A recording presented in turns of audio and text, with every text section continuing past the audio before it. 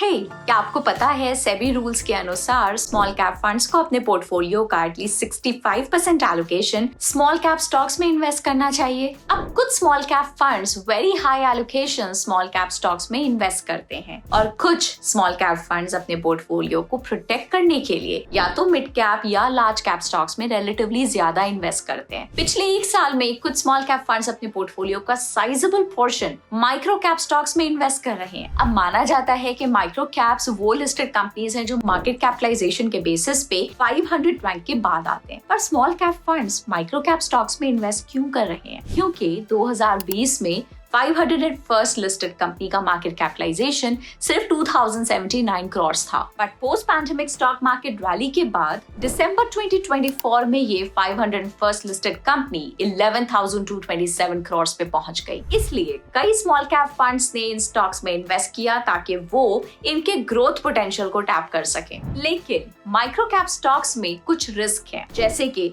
लो liquidity, limited trading volumes की वजह से, corporate governance issues, high volatility, जिससे स्टॉक मार्केट फॉल्स में वल्नरेबिलिटी बढ़ जाती है। याद रहे, क्योंकि कुछ small cap funds micro cap stocks में इन्वेस्टमेंट बढ़ा रहे हैं, तो इनके पोर्टफोलियोज को देखना जरूरी है ताकि आपका रिस्क एपेटाइट मैच हो सके।